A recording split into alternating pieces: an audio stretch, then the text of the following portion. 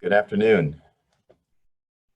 I think we'll go ahead and start our conference. I want to thank you all for taking the time to have another conference with us to talk about our 2020 qualifying exams for obstetrics and gynecology and our 4 subspecialties. We've had a considerable amount of activity over the last week when some things became available to us with deadlines to make decisions. We've communicated to you all and to the candidates, and we wanted to have an opportunity to have you ask further questions to clarify things that we might not have gotten right or that we need to improve on. So first I'll introduce myself. I'm George Wendell. I'm the Executive Director of the American Board of Obstetrics and Gynecology. I'm joined on the call by Wilma Larson, our Associate Executive Director in charge of exams, and Carol Apodaca, who is our subspecialty manager. And we appreciate you taking the time. I thought perhaps the way to start would be to ask Dr. Larson to give you a quick update on where we are with the exams coming up and a brief summary of some of the things that happened and didn't happen over the past week. So Wilma, I'll turn it over to you.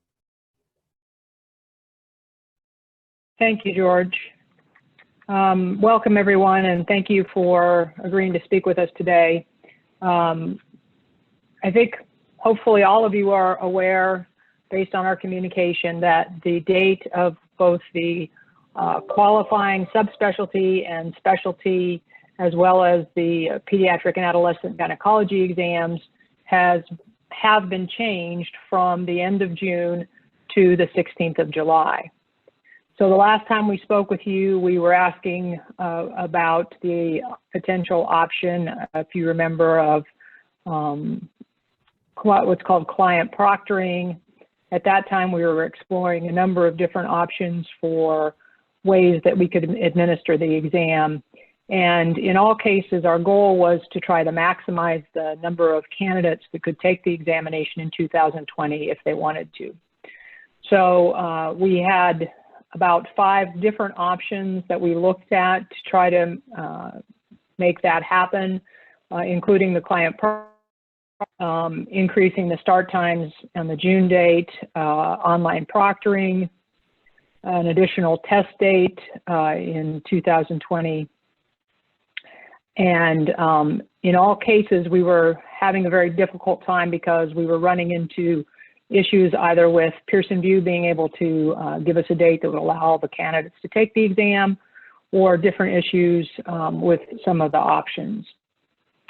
We were contacted by Pearson VUE late last week to tell us that a major client had canceled their examination that was scheduled for the 16th of June, and if we acted quickly, we could take that day, and because this was such a large candidate and such a large event had been planned, we literally could move all of our candidates for both the specialty, subspecialty, as well as the PAG exam to that date to allow everyone to take the exam on the same day in Pearson VUE centers. So it was a very quick decision that had to be made. We made that decision and started sending out communications to let the candidates, as well as you know, that we would be moving the exam. With all of the other options we had considered, as I said, we were running into roadblocks that were going to prevent us from allowing all the candidates to take the exam. And so this was really the best opportunity we felt as far as being able to provide a safe exam for as many candidates as possible. Great, thanks, Wilma.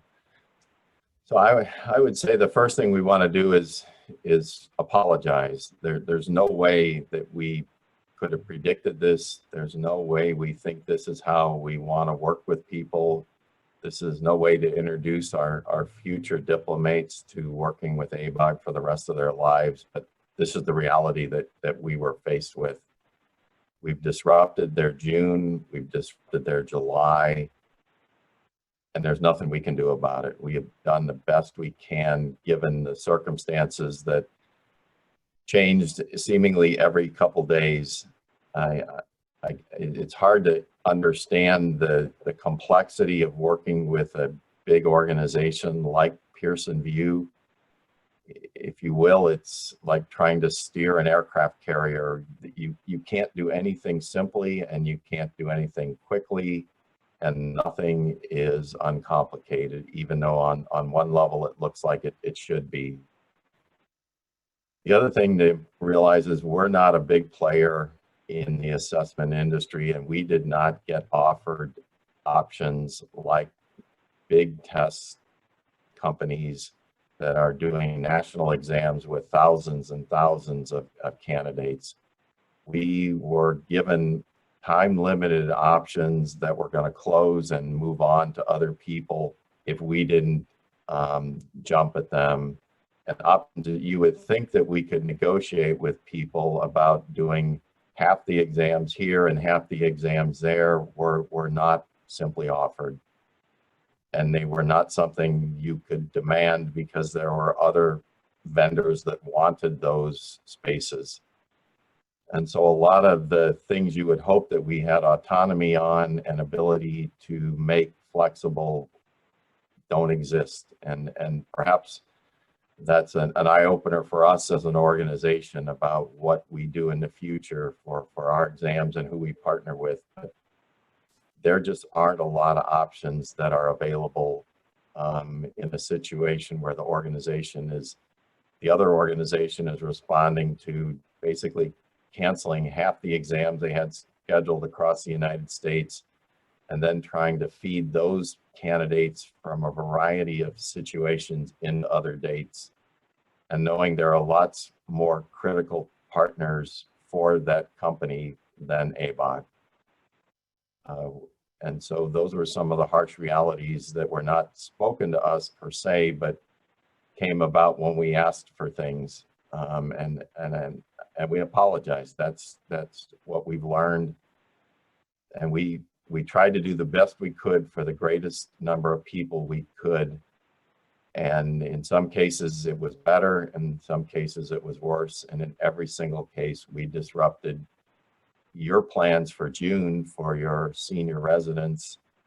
We disrupted their personal plans for June, and we've disrupted their initial plans for either their new practice or their fellowship. And we will bear the responsibility for that and apologize for that to this group for a long, long time.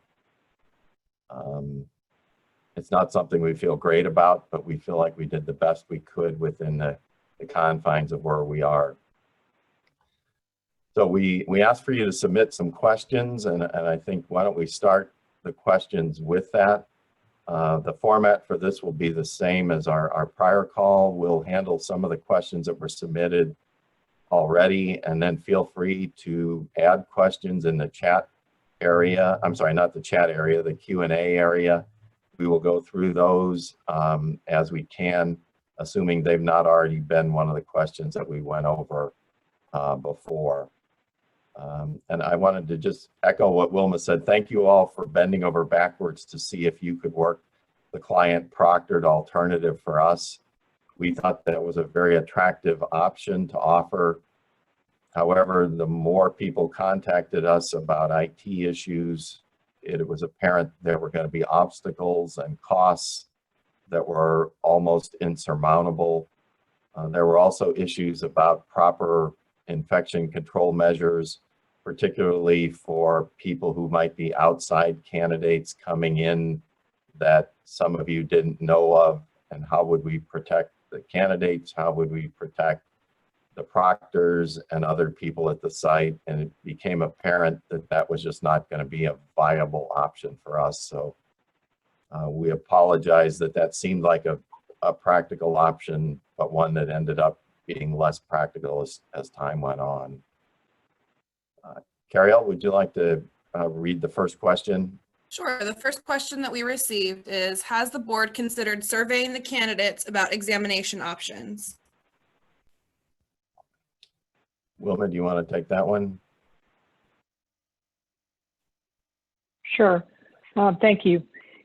That's a great question. And I think had we had more time between when we were presented with an option that would allow us to move forward versus having to give a decision on that option, we would have certainly loved to have done that. There really was not, there weren't any options to give the candidates that we could do this or do that. At the time where the 16 July date was presented to us, we were not having multiple options to present to the candidates to ask them what they would like to do, and so we didn't do that. Yeah, I think going forward, this is, as we've mentioned before, this has been a good opportunity for us to look at how do we meet the standards we have to as an assessment organization to make defensible decisions about passing or not passing an examination, given the options that are available to offer a test. And that we had hoped to begin that dialogue at the June or July CREOG retreat. That discussion perhaps may or may not begin at that meeting, depending on the format of how that evolves. But we are beginning with our board to have a look at the future of our qualifying exams and how they're offered to people and in what settings and with what defensibility for us as an organization. So I hope we have your input on these discussions as we go forward. They're very important for our future and for the future of the organization and the candidates who we hope will choose to be certified by us. The next question we received is there a possibility that the system used by the American Board of Surgery might be used, which changes the exam to an at-home virtually proctored exam? I can start with that. That's a great question. Some of you may know that the American Board of Surgery this summer has moved the format of their examination process. I can't get into the details of that because some of those are confidential, but the American Board of Surgery's decision to change their format for their exams this year was not done in a strategic fashion and deliberately. It was done in an emergency fashion because of the inability of the partner that they use for their examinations to deliver the exams. If you'll hypothesize that they're an organization like us and they might have had an exam partner like ours, they were getting prepared for a notice that over half of their candidates would have their exams canceled overnight. And they had another partner that they were able to work out something with to make a transition for 1 year. There are some issues about their exam this year that they're not happy about, that they had to make accommodations on their exam and the number of questions and the length to fit into the model that they're using this year. And I can say that this is their temporary transition model, and it may not be what they do next year. We were unable to find a partner that could work with us to do what they did. That's the reality of it. These things take at least several months to arrange, and those companies are already scrambling with other bigger companies to move their exams, and everybody is booked and has commitments, and we could not find someone that would commit to work with us to move to a online remote proctoring model this year. It is something that we'll be looking at going forward, and as I said, that's going to be part of the dialogue of what is the optimal model for our qualifying exams going forward. Wilma, is there anything to add? I think that's the short answer for that. We have looked at every option. There aren't that many companies in these spaces to do these kind of things, and some of them are, if you leap to a new partner who you've never worked with, you have to hope it's going to work. And there are some challenges to doing remote online proctoring that general surgery has told us about. And you may know from your general surgery program directors and program managers that they are scrambling to get volunteers to allow their offices to be used in some departments so that the candidates can take the remote proctored examination. There are strict requirements for technology. There are pretty strict requirements for bandwidth and things, and some people are unable to meet those testing at home, and that's been an unanticipated issue that the American Board of Surgery is facing this year and working through. The next question we received is, I'm happy for this latest development, but it opens up a new concern. How able is Pearson to handle the request for exam site changes? Wilma's been monitoring that. I'll let you handle that. We had that same concern. Sure. We definitely did have that same concern, but because we were able to take the date of the 16th and because so many slots were available, there has been the ability to move exam sites. I'm not saying 100%, but actually quite well. There are currently over 300 candidates who have moved their site. I would tell you that if you have a resident who tried to move their site on Monday and wasn't able to, I'd ask that they go back on, because as more people change sites, more slots become available at the spots that they moved from. And so with the continued movement, there will be not only slots available at different locations, but also times available at different locations. So if your resident is unhappy because they were put in a 4 o'clock time slot, let's say, I would encourage them to go back on the Pearson VUE site and look, because people are going in and having the ability to change the time of their exam as well as the location of their exam. The one thing that I would remind everyone of is that if you have a resident who has an accommodation, so either a lactation accommodation or a time accommodation, and they need to change their site, unfortunately, they do have to call the accommodation department at Pearson VUE for that. We understand that that line is very busy right now and it's hard to get through, and I'm sorry, that's just right now there's a lot of traffic, obviously, because not only are we changing our exam date, but Pearson VUE is also in the process of canceling people's exam sites because of the 50% occupancy rule. And so again, if you have an accommodation or your resident has an accommodation and they don't have to change their site, the accommodation moves with them and it's not an issue. If they do have to change their site, though, they need to go through the accommodation department at Pearson VUE. We've reached out to all the residents in different ways and really encouraged them to contact us if they're trying to change something and they're having difficulty. We're happy to help in any way we can. So that would be just to email the exams department at exams@abog.org. Great, thanks. The next question is actually, it was sent as one question, but we're going to split it into 3 parts and discuss it in that piece. The qualifying exam was moved for all participants to July 16th. While I understand the need for maintaining compliance with the exam contents, this has put a strain on residents post-graduation. This was especially to my seniors who are starting fellowships.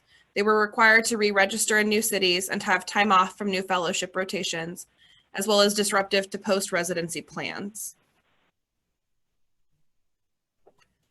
We agree, and we wish it wasn't that way. One of the things we tried to do was to get some way to have an algorithm that would triage, if you will, or account for people who may be starting fellowships. We were told that's not possible, and they don't do that. We tried everything we could to do workarounds to make that happen. The testing organizations said that they were doing their 50% cancellation algorithm randomly based on everybody who would be testing at a center that day, with some degree of priority going to essential assessments, and we qualified for that. But we were given no opportunity to have any flexibility or modifications put in the system to account for that. And that we tried, we really tried, and the answer was just no. everybody has to be treated equally. Everybody has an equal chance of being canceled. And when you reset this to move, everybody moves, and you can't break things up into groups and keep some on the original day and some on the second day. That was not an option offered. They don't do that. I don't know how else to answer that one. We wished we could have done something like that that would have allowed some flexibility and some degree of ability to move your date, but it was not offered to us. Anything to add, Wilma?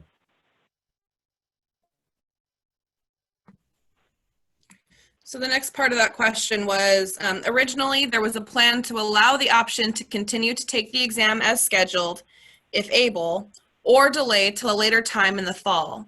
There was a plan to avoid issues with testing security, and it was my understanding that this was in place. You're right. We had a commitment from the organization to give us a second date in the fall, and there was trouble with that. When we were given a second date, it would be in centers running at 50% capacity to start with other people competing for those slots.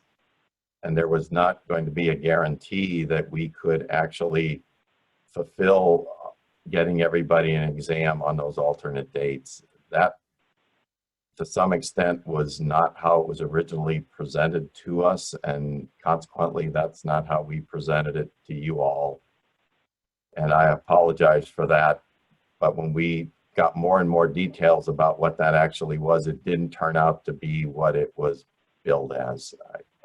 I don't know how else to say that. Wilma? I think that's an accurate description, George.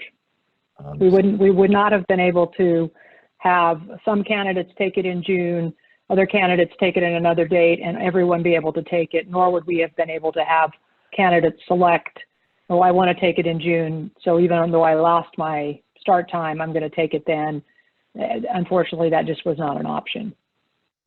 Perhaps we announced that to you all prematurely, given what we were told on one of our conversations and communications with Pearson. The more we learned about that as we worked with people more involved in logistics and operations, the more we learned that it wasn't quite billed. It was billed differently than what it actually was, and it wasn't going to work. And it might actually be worse for everybody if we tried to do that pathway. And the third part is, our local Pearson View Center can easily accommodate our graduating seniors on the original testing day and still observe social distancing. We discussed this with them. Now with the forced move, my seniors are canceling further vacations and disrupting their fellowships. Why was this decision made rather than just utilize a 2-date process as before and allow them to choose what works best? We may have addressed that already. Wilma, do you want to try and take that? I'll highlight it. I think I hope I addressed that in my answer to the second part of the question. Unfortunately, the algorithm that Pearson VUE was planning to use may not have been fully understood by your local Pearson VUE center, but it would have canceled 50% of the candidates at that center. And it may be that your center was very lightly booked, but that was not the case for the majority of candidates across the country. Most centers are fully booked in June, and once 50% of the candidates were canceled, there would be no way for us to rebook them into June, nor could we guarantee that they could be booked into a future date later in the year as we had originally hoped. And so we ended up having to make the decision that was going to work for the majority of candidates. We understand that this is disruptive, and we are sorry that it's disruptive. We're looking for the best option for the most people, and so when we had the option presented to us of the date where we could move everyone to, we moved forward with that.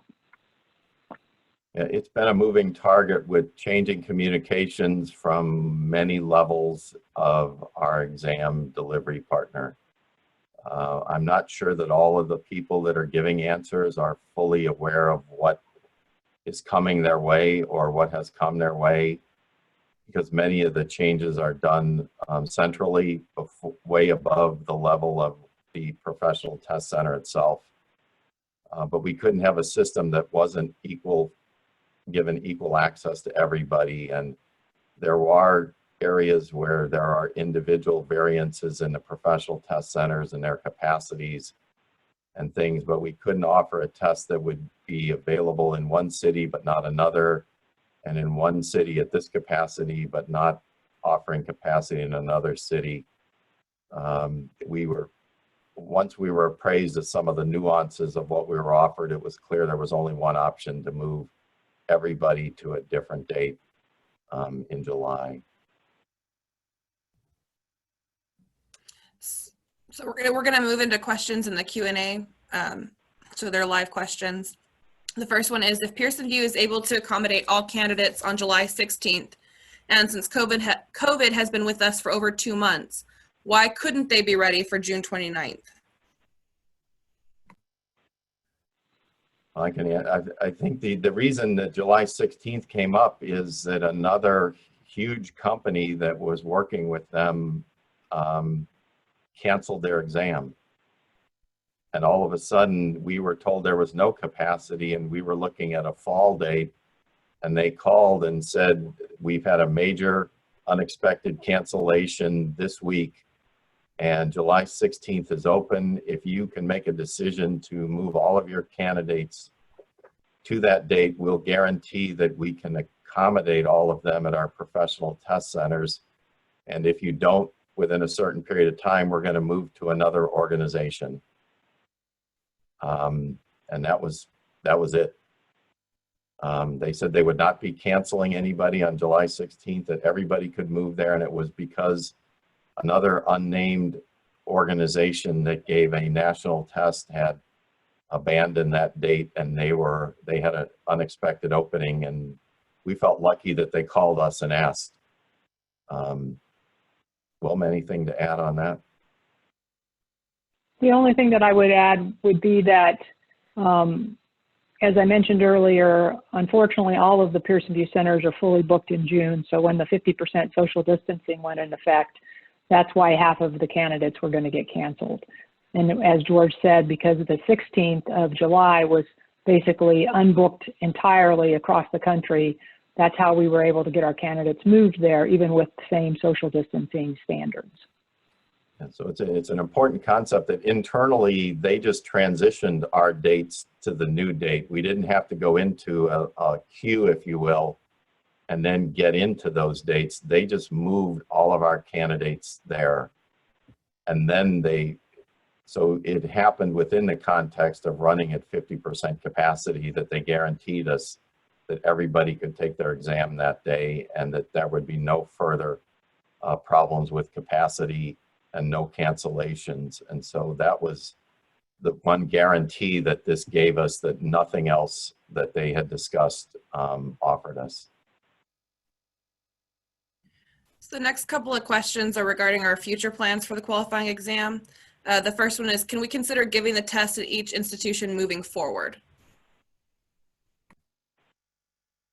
I think it's certainly something to think about.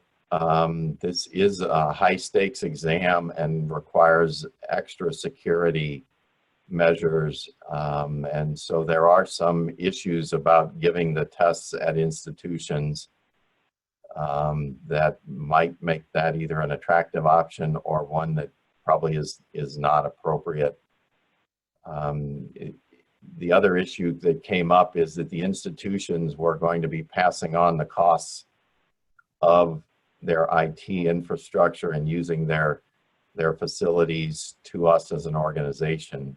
I don't know how that's handled for the CREOG exams, but we got a fair number of people who said, our university is going to charge you to give the exam. Wilma, is that anything else to add?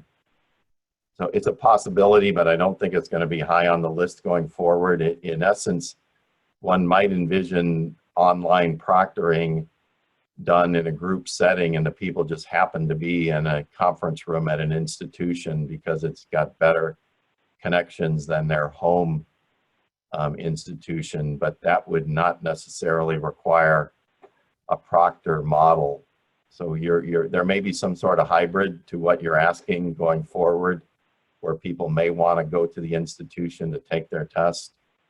And assuming that they meet the security issues with online proctoring, that could be sometimes better done at work than at home. So the next question is, can you continue to give the exam in July? I think it would be less stressful for the residents who have to move and do not finish until June 30th and start their fellowship on July 1st. Wilma, you want to handle that one? Sure. You know, we sent out a survey earlier in the year on this very issue because we'd heard from program directors at CREOG that there was some desire to have us move away from the end of June for our exams. And so we sent out a survey to programs, candidates, and chairs asking about that very issue. And surprisingly, the overwhelming majority of people that answered the survey did not want us to change the time of, or the date of the exam. They felt like giving it at the end of June was appropriate. If there are people that either didn't get the survey or really still have that opinion that we should consider moving it, we can certainly consider that in the future. Our goal would be to try to have it at the time that was optimal for as many people as possible. I think we presented this information at the breakout sessions at the CREOG meeting earlier this year, and we've talked to the chairs about this. We've talked to many groups about it, and we thought there was going to be much interest in changing the date of the exam, but when we proposed options, none of them seemed popular. And so we want to make an evidence-based decision about what's the best timing for these exams. And I think we'd be happy to re-engage that discussion, both with our board and with the GME community going forward. There is no wrong answer on when to give your exam. There are benefits to having it early. There are benefits to having it towards the end of the residency, and there are benefits to having it after you complete your residency. Some of those change based on your perspective. We're happy to do what people think is best for everybody, but most importantly, what's best for the candidates. So we're happy to re-engage that discussion. As an organization, we do have to have these contracts with our exam partners several years in advance. And we engaged the discussion earlier this year because we had to get a contract with a provider for the exam 2 years from now. And so we were ready to make a change, but there was not widespread support to do so. But we're happy to re-engage that discussion and come up with a better way, if there's a better way to do it, and a better time to do it. I'm going to combine two questions that are similar but just a little bit different. So the first piece of this is, if someone can't do July 16th, can they take it next June without paying again? And then the second part of that is, how late can a candidate cancel taking their exam? I have a resident who'll be 38 weeks pregnant on July 16th. If she delivers prior to this date, when can she cancel? You want to handle that one? Sure, I can take that. So as far as the first question, they absolutely can cancel without any penalty. They can either request a refund of their application fee, or if they would prefer, we're happy to apply it to the 2021 exam. All they have to do is contact us at exams@abog.org, and we will definitely help them with that. As far as the second question of how late can the person cancel, really, they could cancel anytime before the actual exam day. So up to the evening of the 15th. Frankly, even if your resident went into labor on the morning of the 16th and had been planning to take it, we would still roll her fees over or give her a refund, whichever she would prefer. We wouldn't penalize her for that. Obviously, we're very baby friendly, so we wouldn't want her to lose that money. We would up until, the time of the exam. Pearson VUE appreciates it if people cancel, because then other people can move into those slots. So certainly they would ask that she would cancel as soon as she knew she couldn't take the exam, and we would ask that as well, but we're not going to hold her responsible if she goes into labor on the night of the 15th. So we're happy to accommodate that.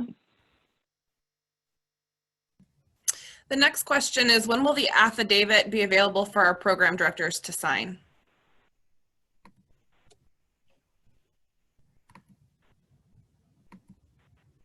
Sorry, the affidavits normally post on the 31st of May, which is basically 30 days before the test. That will still happen this year. So those should be available for program directors on the last day of May as per usual.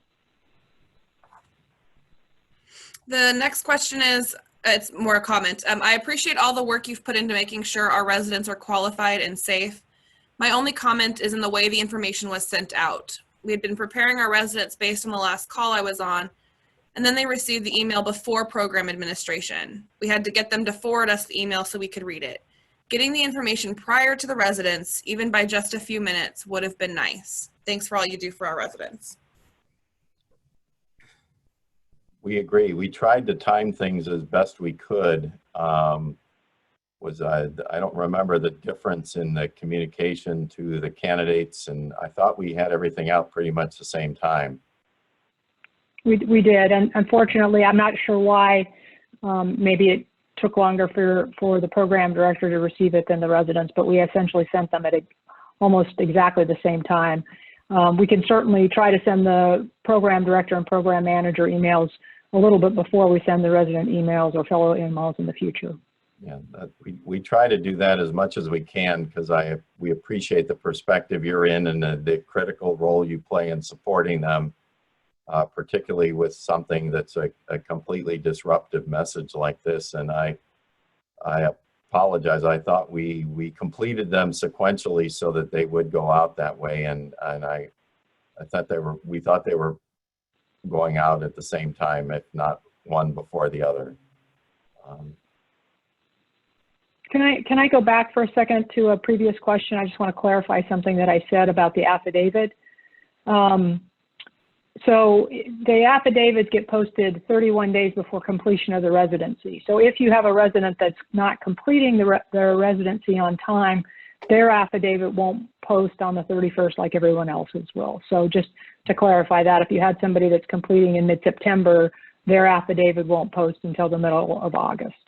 So, but the rest of the affidavits would post on the 31st of May. I just want to make sure I clarified that. Thank you. The next question is just looking for confirmation. Sorry, I came in the meeting a little late. No letters came on 18th and 19th of May. All exams will be administered on July 16th, and candidates will or already received the notification for the new date and location choices in case they need to change the location. Please confirm. Yes, absolutely. They've all gotten it. In fact, everybody has gotten a phone call or should have had an attempt to contact them with the phone number we had, unless they've already contacted us. So over the first couple days of this week, we have either talked to everybody or called everybody who's taking any of these exams, and that's nearly 1,800 people. We felt a real responsibility to make sure that nobody fell through the cracks. As I'm anticipating, the person who wrote the question is asking, are you sure you got this out to everybody? And we put together a strategy to send it and then contact everybody to make sure they got it and see if they had any questions. So Dr. Larson's team and a lot of people in the building came in during the COVID work from home to be able to get into our database and literally call every resident and fellow to make sure they got the email and see if they had any questions or any mitigating factors that they could help them with in deciding about their test site and accommodations. And I hope that happened. If it didn't, please let us know. The next question is, I have a resident that just went on paternity leave. He was going to finish on September 30th, but now that date will be pushed back. Can he still take the test in July? I can answer that one. Unfortunately, if by the residency leave policy, he doesn't finish by the 30th of September with all the combined time he's taken off during residency, he will need to take the exam in 2021. You'll need, we would ask that you would go into the manager portal and update his end date, or reach out to us at exams@abog.org and we can do that for you, so that we know the correct current status. Thank you for that question. I would just add that many of these requests are complicated and have individual mitigating circumstances. If there are any mitigating circumstances regarding the COVID-19 pandemic, please contact us and let us know, and we can look at this request. The next question is, will the ABOG website for residency managers login be updated? We can no longer view items such as the residency verification, etc.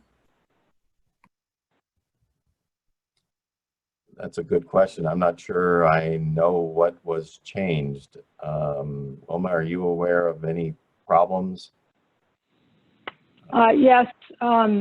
First, I would just ask, Kirk, are you on the call, on the webinar?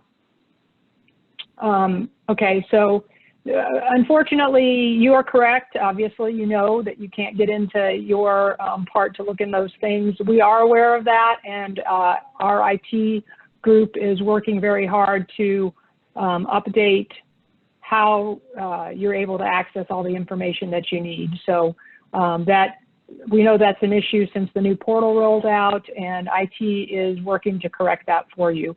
I can't give you an exact date when that will take effect.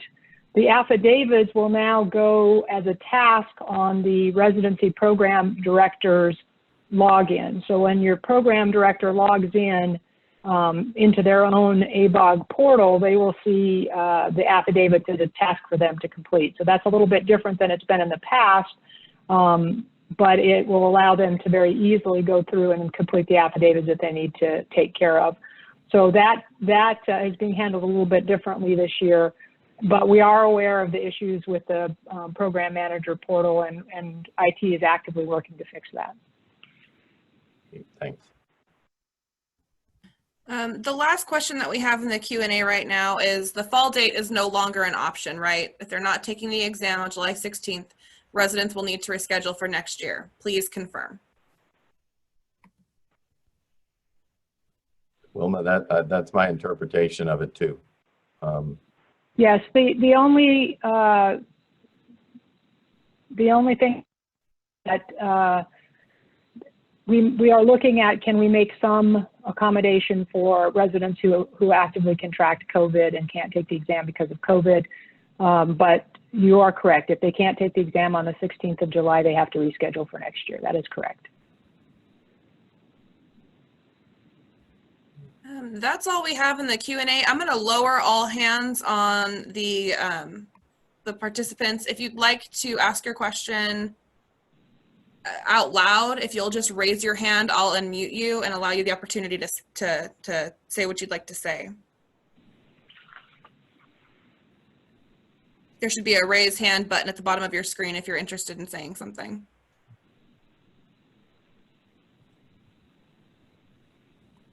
Okay, I'm going to unmute Kathleen Morrell. I apologize. Let me allow you to speak. Okay, you should be able to speak now. Can you hear me? Yes. Yes. I'm just wondering if you guys, obviously you won't be able to answer this question, but just going forward, the thought process about maybe not being as victim to Pearson and changes, and whether or not we are going to take a little bit more control over this incredibly high stakes exam, and whether or not we're going to have a little bit more control as an organization over it going forward. Sure, I can answer that. There are challenges that organizations face that are in the assessment industry, and as much as you hate to say it, we are a peer organization of physicians that offer exams, and we need partners to deliver those exams. Some of us are old enough to remember the days when we did send paper and pencil and booklets out, and people sat in rooms and filled those out on Scantron sheets and sent the exams back, and that's how you delivered the exams. That's not state of the art anymore, and doesn't meet standards for the assessment industry, and we have to meet standards as an organization that are set by the American Board of Medical Specialties. This experience with exam vendors has been shared by almost every board. I got on a call yesterday with the 26 other executive directors of American Board of Medical Specialty boards, and everybody is going through the same thing. The challenge is having a network of testing centers that is available around the country to offer tests.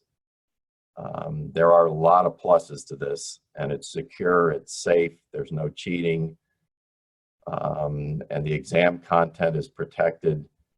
But this has exposed the underbelly of some of the challenges of working with those providers. And we will be, like all other boards, redoing contracts with a little more flexibility.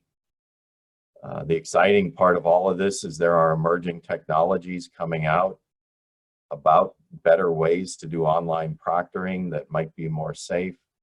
There are going to be ways to perhaps do group proctoring of tests that have modest degrees of security. But it does pose some challenges, and I don't mean to cast aspersion on one particular company, because every company that does this is in the same boat. There is no vendor that has not just had their whole business model and their system just fall apart in front of them, trying to respond to the COVID-19 pandemic like everybody else. And so some of this is just what happened to them. They can't open their doors and let as many people in. Now, if you're a physician and you're in a pandemic area, you increase your capacity to make your capacity be met through more seats. That wasn't offered by any of the testing centers. They're in the business to make money. And so they're running at half capacity, not trying to double their capacity. We did hear from Pearson this week that they are going to open some temporary testing centers in some cities, and assuming if that works, they'll do it in more cities. They can't run a business with only half the people taking tests that they need to even break even. So I know this is a long-winded answer, but I would say more, not so much we're at the mercy of these other partners, but this has opened up our eyes to looking to new partners that are more on cutting edges of assessment. And I hope as we begin our dialogue of what assessment should look like in the future, that we can have some volunteer programs that might want to partner with us to develop some innovative ways to see what's the best way to look at assessment going forward, and how do we partner together to do it. I couldn't agree with you more. There'll be the days when people laugh probably about how we did exams this year in testing centers, much like we laugh about the exams on paper with Scantron sheets that are then collected and sent back in. I think there's lots of neat stuff that's coming out, and we need to be part of those processes to see how they might fit in. Wilma, anything to add? I think this has given us, it's made us realize that if you're not innovating and thinking about the future, you're going to be susceptible to things like what just happened. And so we need to begin to have plan A's and plan B's for our future assessments. And we hope to engage some of you in helping us figure out what would work and what wouldn't work. I hope that wasn't, I know that was too long-winded, but I hope it answered your question. It did, thank you.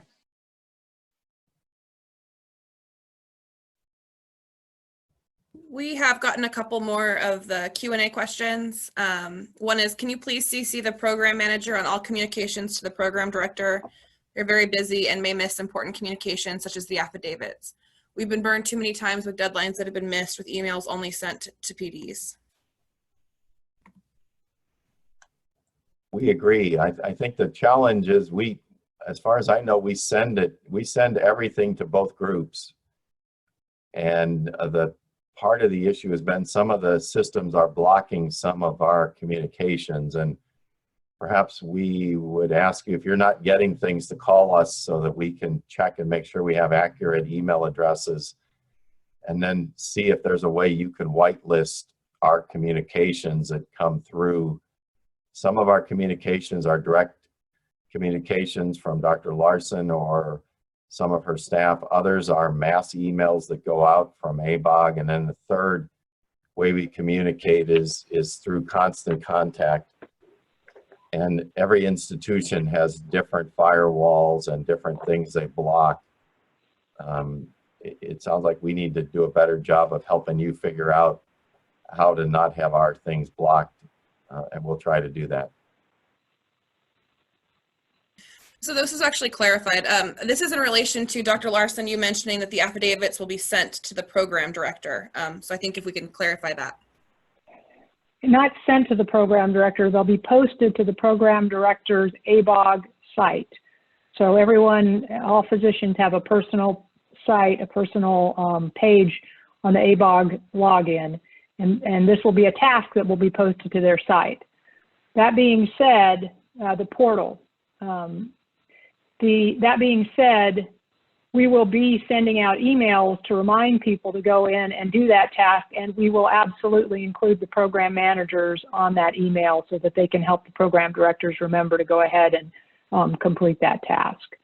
I think that hopefully answers a couple of the questions that were raised. And the next question is, I may have missed this. Pearson VUE is scheduling residents at different times. One of my chiefs is scheduled at 4 p.m. Is that expected? Yes, that was the one thing we were able to negotiate, to have a little bit of flexibility on the start times. So there are, in many cases, to accommodate us, I think that included expanding the times offering of the exams. So there's some at 8 in the morning, and there's some at 4. There's some at other times, I guess. And just to reiterate, if your resident has a start time, let's say 4 p.m., and they would rather take the exam earlier in the day, they should get on the Pearson VUE site and see if they can change it. Because again, as people are changing locations, start times are coming available. And so when I look at the report of who or what has been changed, there are a number of candidates that are simply changing the time of their examination because they'd like to take it earlier in the day. So I can't guarantee it'll be available, but a lot of those are available at this point with all the location changes. And I should have clarified this earlier. Dr. Larson, this is just kind of for clarity regarding, again, affidavits. Will the program manager still be able to access those affidavits? No, they'll be on the program director's portal, but we will send the program managers reminders in addition to the program directors so that they can help the program directors remember to go ahead and go into their portal and complete them. They'll be basically completed electronically and very easy for the program directors to complete on their portal as a task. That is all the questions we've received. I'm not seeing anyone's hand raised to ask any additional questions. So I just want to raise one thing again in hopes that you can help us as July 16th comes. There will be questions that all candidates will have to answer when they enter a testing center, much like your patients are asked when they come into a clinic site, to make sure that people haven't recently been ill, that they're not symptomatic with symptoms that might be compatible with this, and that they've not recently been exposed to someone with COVID-19. We have been in intense discussions with them about physicians who are caring for women with COVID-19 not being excluded from taking the exam, assuming they were considered a low-risk exposure because the provider was wearing all the PPE necessary and following CDC and institutional infection control policies. So as the time comes closer, we will be sending out reminders to people that when they're asked, have you had personal contact with someone with COVID-19, that they can answer that no, that is for personal contacts that would put you at risk. It's not, have you been taking care of patients who may have COVID-19 and have been properly protected and following precautions so that you would not be exposed. And we just want to remind you early about that, because we don't want people turned away for their exams when they come in. And we've been working with Pearson VUE about that question and what it means for healthcare providers, and had some success in working with them about how that might be interpreted. They have decided to rely on us to help educate the candidates to, unless they've had a personal exposure without any protection, that they should answer that they answer no to that they've not had any exposure to patients. Is that fair, Wilma? We don't want to cause any alarm or confusion. It's probably going to work out fine, and things may be different by the time we get to July, but that is one issue we continue to work with Pearson on at this point. Yes, and in fact, George, they literally, as this was starting, sent us a more update copy, and they are doing exactly what we've asked, that it's an exception. If you're a provider and you've been exposed but you are wearing appropriate PPE, that is not a reason not to take the test. So all of the new information they're going to be putting out will say that. Great. We got one more question. Who can we speak to? Our PD has changed, but the new PD does not have access. I can take that, George. You can please just email us at exams@abog.org, exams@abog.org, and we'll be happy to help you with that. Well, thank you all for your attendance and participation today. I want to end with the way we started. We're sorry. And we take full responsibility for this, and it's not something that we normally do. This is not how we like to do business. We felt like we did the best we could in the circumstances, and please pass on our apologies and our profound feelings about how this has disrupted what was supposed to be a very important time of their life, and your residency at the end of the year, and all of the people who are covering so people could study, and all of that just got changed, and we feel a profound sense of responsibility. So please accept our apologies for that. I hope that this doesn't happen again, and I hope we spend the rest of this year and into next year looking at innovations and options so that we can be prepared for something like this if it happens again in the future. And again, thank you for your participation today, and everything else you're doing for education of the OB GYN residents around the country. Thanks.